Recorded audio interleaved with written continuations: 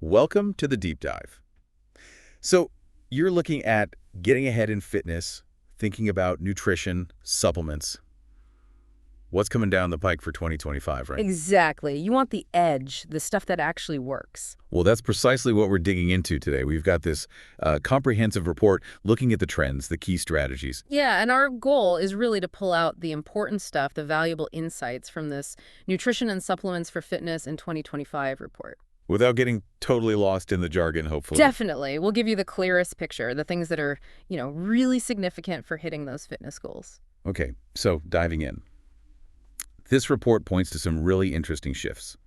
First up, this move towards personalized nutrition. It feels like it's more than just general guidelines now. Oh, absolutely. It's a big one. Technology is playing a huge part. Think wearables, tracking your body's reactions, even genetic testing. So how does that translate practically, like for someone trading seriously? Well, the potential is moving past generic advice to understanding your individual responses.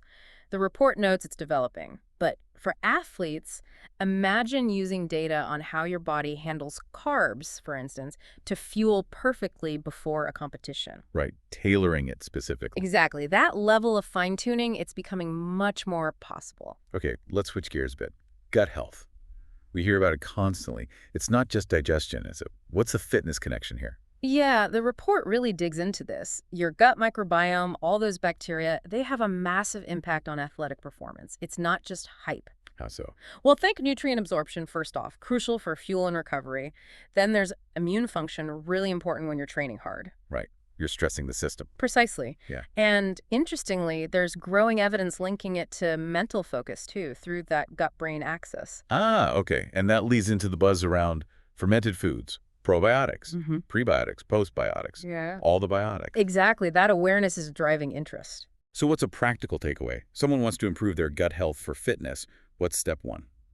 The report suggests, and it makes sense, maybe start by adding a serving of fermented foods pretty regularly. Yogurt, kefir, maybe sauerkraut. Just getting some good bacteria in there. Yeah, helps build that diversity, which seems key. Okay. Another trend. The report flags plant-based proteins. Still rising, clearly not just niche anymore. Definitely not. The list is getting longer too. Soy, pea, lentil, sure, but also fungi, algae, even cultivated and insect proteins are mentioned. Wow. But for an athlete, is it just a straight swap? Say, chicken for pea protein. Not quite so simple. The report really stresses getting a complete amino acid profile, all 9 essential ones your body needs but can't make. Right, the building blocks. Exactly. Some plants, like soy, are complete. Others, you might need to combine them, like lentils and rice together over the course of the day. That gives you the full profile needed for muscle repair and growth. Got it. Combining sources. Now, this next bit I find really fascinating.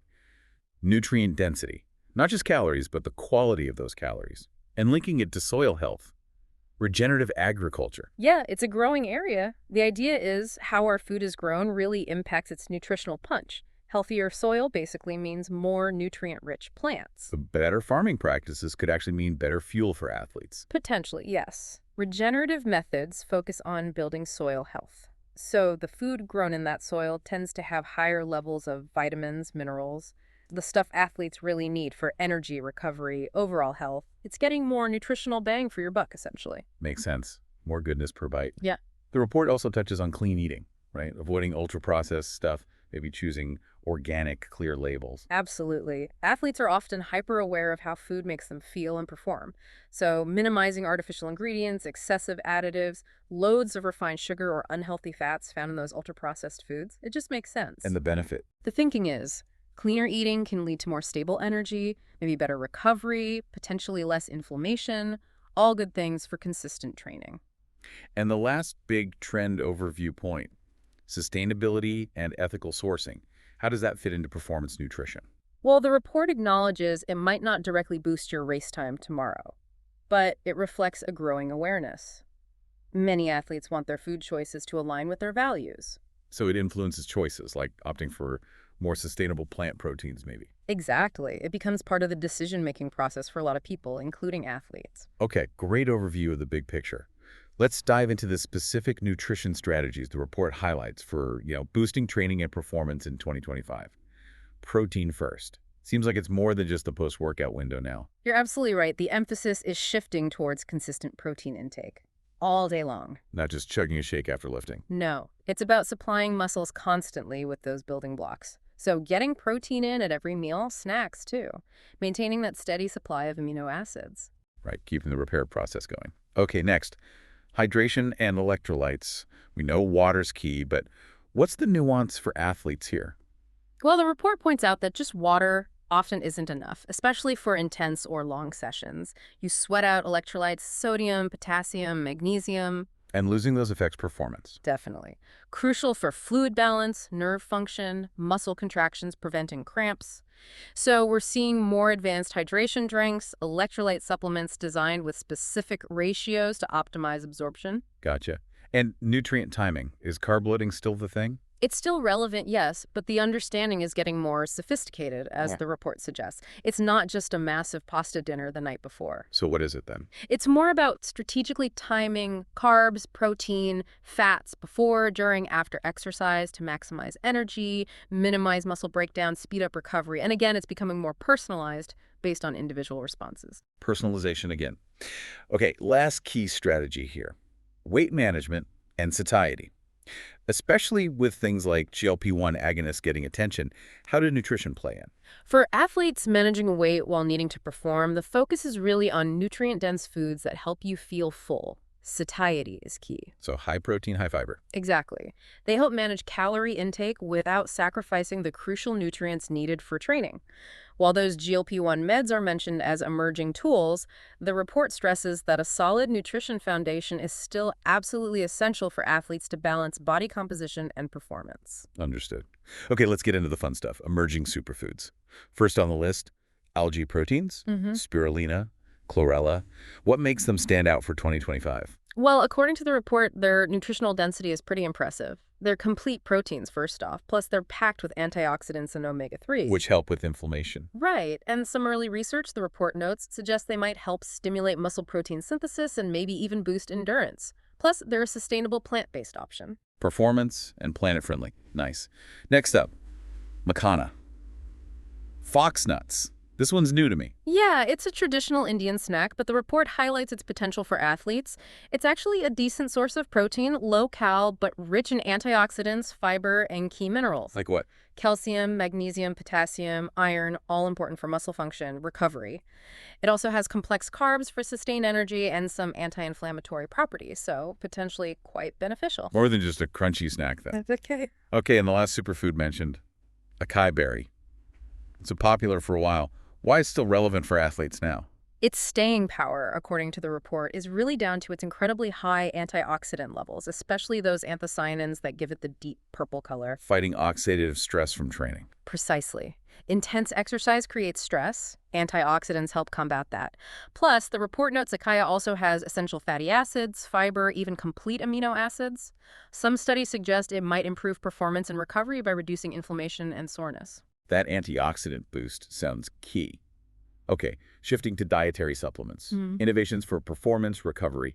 Creatine's still a cornerstone. Any changes? Still absolutely fundamental. The report reaffirms that.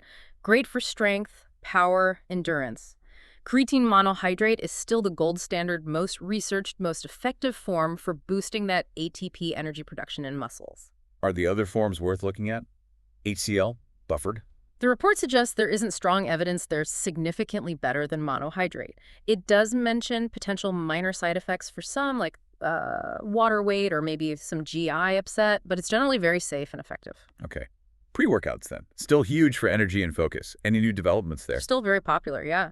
Common ingredients remain caffeine, beta-alanine, that's the one that gives you the tingles. Oh, the tingles. Yeah. And L-citrulline, sometimes creatine mixed in.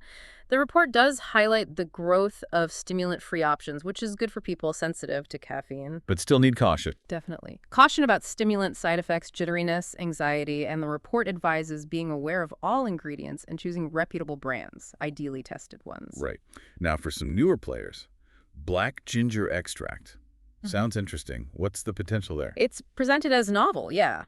Some early research highlighted in the report suggests potential benefits for cardiorespiratory fitness and performance, possibly by reducing oxidative stress and lactate, maybe supporting strength and endurance. Any other effects? Some studies indicated improved flexibility, even heart rate variability.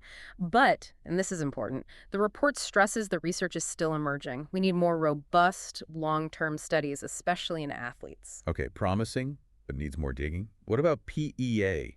Palm oil ethanolamide. That's quite a mouthful. Yeah, PEA is easier. It's getting attention mainly for recovery. The report describes it as a naturally occurring fatty acid, amylide with anti-inflammatory and pain-relieving properties. So helping with soreness after hard workouts. Exactly. It specifically mentions studies on a branded form, Levagan plus Bepis, showing things like better muscle regeneration, less exercise-induced inflammation and soreness, even improved sleep, and generally it seems to have a good safety profile. Better recovery, better sleep. Yeah. Athletes definitely want that. Okay, lastly, collagen peptides. You usually think skin health, right? Yeah. What's the sports angle? Yeah, the interest in sports nutrition is growing. The report suggests it's mainly focused on supporting joint health, helping collagen production for cartilage and connective tissues. Which takes a beating in many sports. For sure. And it's also being looked at for aiding post-workout recovery, supporting those connective tissues, maybe even muscle health could be really relevant for high-impact sports or just long-term joint care. Very interesting developments. So with all these trends, superfoods, supplements, what's the general expert consensus according to the report? Nutritionists, dietitians, coaches, are they all on the same page? Well, the report highlights really strong agreement on the fundamentals. Number one, whole unprocessed foods are the absolute foundation, non-negotiable. Supplements can't replace a good diet. Exactly, they should only complement it. Secondly, there's a strong consensus for being cautious with supplements generally. Regulation can be limited, and contamination is a real risk sometimes. So how do you navigate that risk? The big recommendation from experts is choosing products that are third-party tested.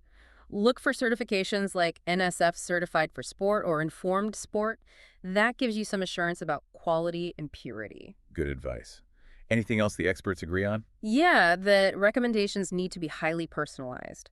What works for one athlete might not work for another. It depends on their sport, training, goals, diet, any deficiencies. No one-size-fits-all approach. Precisely. And generally, the experts seem supportive of the positive trends, more plant-based foods, focusing on gut health, prioritizing protein, as long as it's done thoughtfully to meet individual needs. That's good to hear there's alignment on the core stuff. Okay, quick safety and efficacy check before we wrap. What does the report summarize there? It reiterates, black ginger shows promise but needs more safety data, especially long-term in athletes. PEA looks encouraging for recovery and seems safe, but stick to reputable sources. And the established ones? Creatine monohydrate. Well-established efficacy and safety. Other forms aren't necessarily better. Pre-workouts. Be mindful of stimulants and contamination risks. Get tested products if you use them. The overarching message is supplement regulation has limits, so always best to talk to a healthcare professional before starting something new. Crucial point. Okay, let's tie this all together. For listeners looking to really dial in their nutrition and supplements for 2025, what are the main takeaways from this deep dive? I think the big picture is nutrition becoming more personalized, gut health taking center stage, plant-based and nutrient-dense whole foods continuing their rise, and strategic timing still being important. Plus, we have these interesting superfoods and newer supplements showing potential. Now the key recommendations. Build that solid foundation with whole foods first. Be smart and cautious with supplements. Look for third-party testing. And definitely get personalized advice from a qualified professional to figure out what's right for your specific goals and needs. Fantastic. This has been super insightful, breaking down what's on the horizon for fitness nutrition. Thanks for walking us through the report. My pleasure. Always interesting to see where things are heading. And for everyone listening, hopefully this gives you some solid food for thought, pun intended. Think about how these trends, these strategies, might fit into your fitness journey for 2025. What sparked your interest? What might you want to explore further to boost your performance and well-being? Something to chew on until our next deep dive.